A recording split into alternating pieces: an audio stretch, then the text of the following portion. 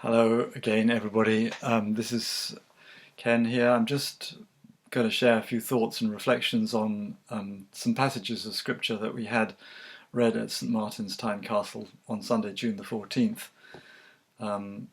Actually, I chose the wrong readings for the Sunday, mixing May the 14th with June the 14th, but never mind, because they seemed so relevant that to our circumstances that I felt it was best to just proceed, which I've done. So you'll need to hear the readings as they were read first. So here goes. The first is from a letter that the Apostle Paul wrote to the Corinthians, and it begins in chapter 3 when he was dealing with divisions in the Corinthian church. And so, brothers and sisters, he says, I could not speak with you as spiritual people, but rather as people of the flesh, as infants in Christ. I fed you with milk, not solid food, for you are not ready for solid food. Even now you are still not ready, for you are still of the flesh. For as long as there is jealousy and quarrelling among you, are you not of the flesh and behaving according to human inclinations? For when one says, I belong to Paul, and another, I belong to Apollos, are you not merely human? What then is Apollos? What is Paul? Servants through whom you came to believe as the Lord assigned to each. I planted, Apollos watered, but God gave the growth. So neither the one who plants nor the one who waters is anything, but only God who gives the growth. The one who plants and the one who waters have a common purpose, and each receive wages according to the labour of each. For we are God's servants, working together. You are God's field, God's building.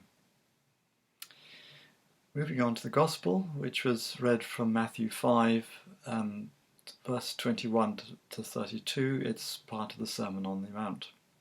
And Jesus is teaching. You've heard that it was said to those of ancient times, you shall not murder, and whoever murders shall be liable to judgment. But I say to you that if you're angry with your brother or sister, you will be liable to judgment, and if you insult your brother or sister, you'll be liable to the council. And if you say, you fool, you'll be liable to the hell of fire. And so when you're offering your gift at the altar, if you remember that your brother or sister has something against you, leave your gift there before the altar and go. First be reconciled to your brother and sister, and then come and offer your gift.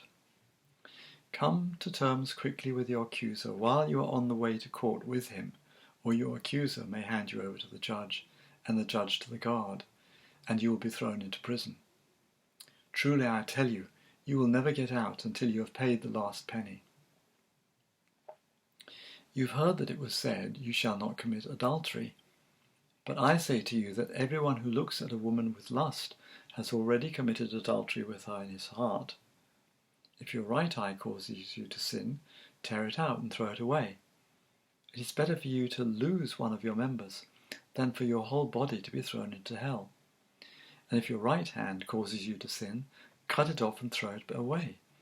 It is better for you to lose one of your members than for your whole body to go into hell. It was also said, whoever divorces his wife, let him give her a certificate of divorce. But I say to you that anyone who divorces his wife except on the ground of unchastity causes her to commit adultery. And whoever marries a divorced woman commits adultery.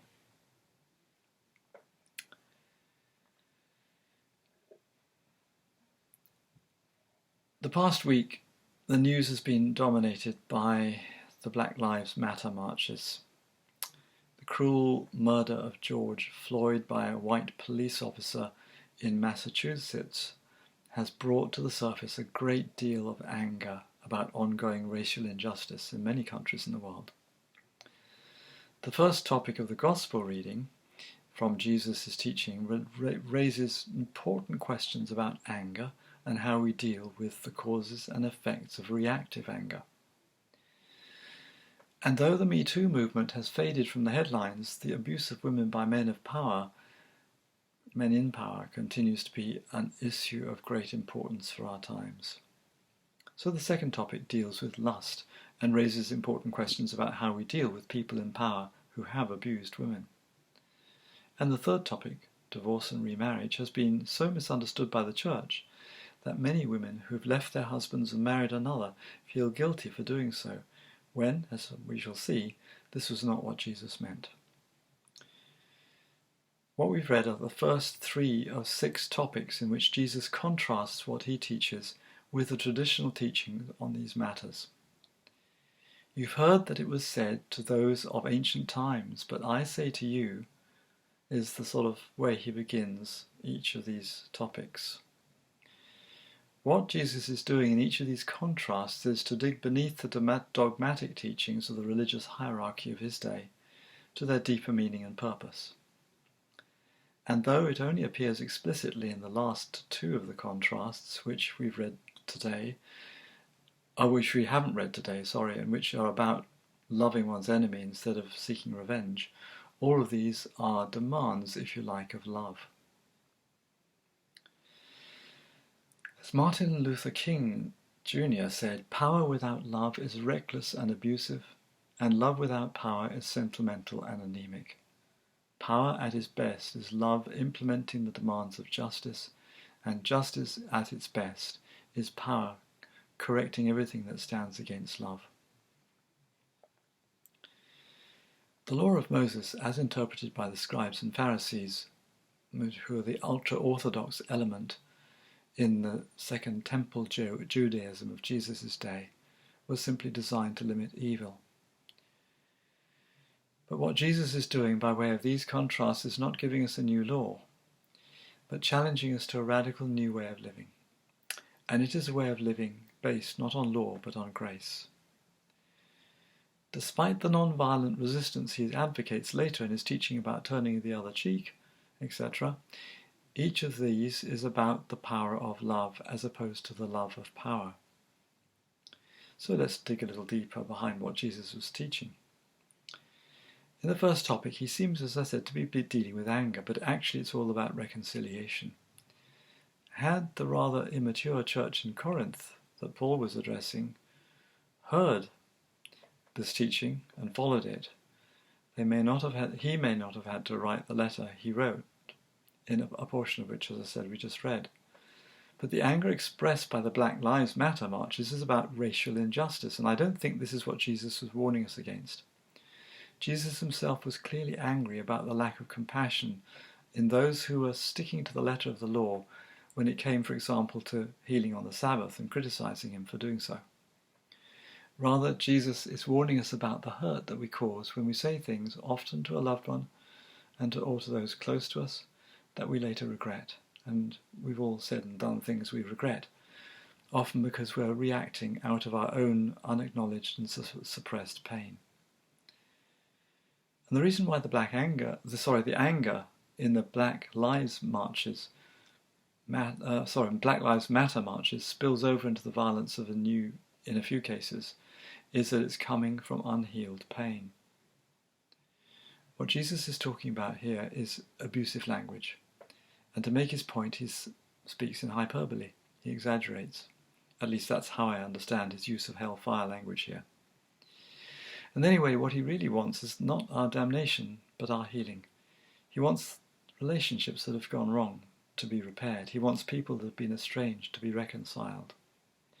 Which is why he ends up telling us to leave our gift at the altar and go first and seek reconciliation. The context is offering sacrificial offerings in the temple in Jerusalem, but the instruction is clearly impractical. But his point is clear.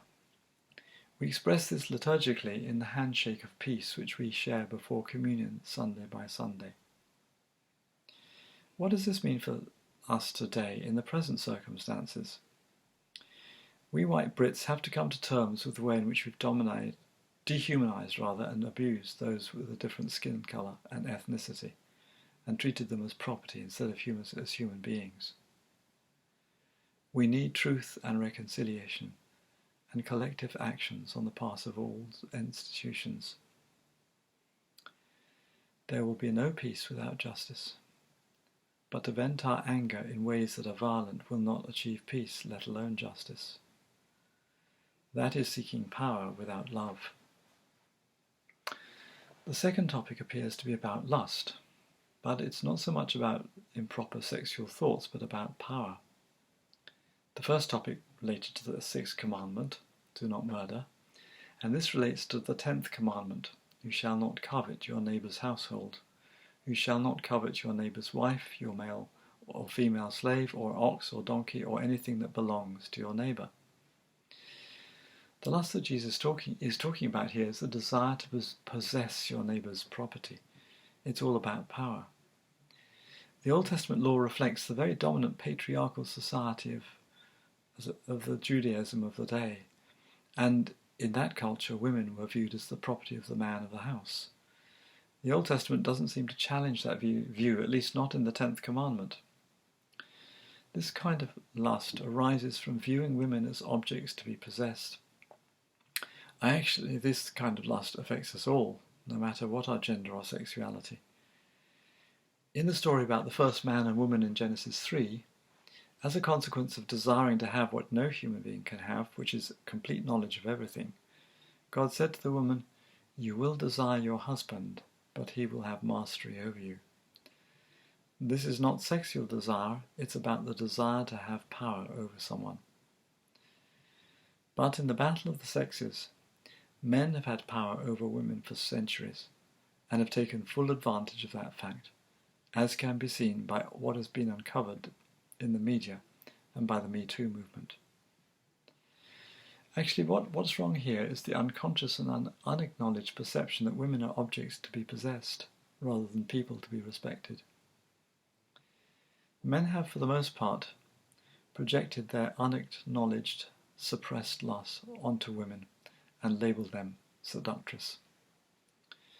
Again, in order to make this point about the radical action we need to take to address this situation, Jesus uses a hyperbolic figure of speech about tearing out our eye if it offends, etc.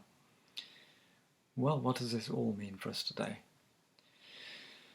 Quite apart from any personal action we may need to take, what is required is a collective recognition of the way in which society has been structured to favour men, so that men can easily abuse their power. We need some way of expressing not just individual culpability, but collective culpability, and address the structural issues that unjustly favour men.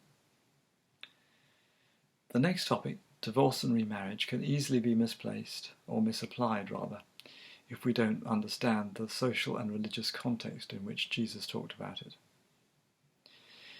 As is clear from what I've already said about the previous topic, women were considered to be the property of men, and to commit adultery was defined therefore as stealing another man's property.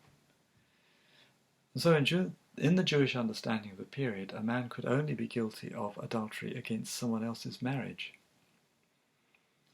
not against his own wife, of stealing the other man's wife, daughter or slave.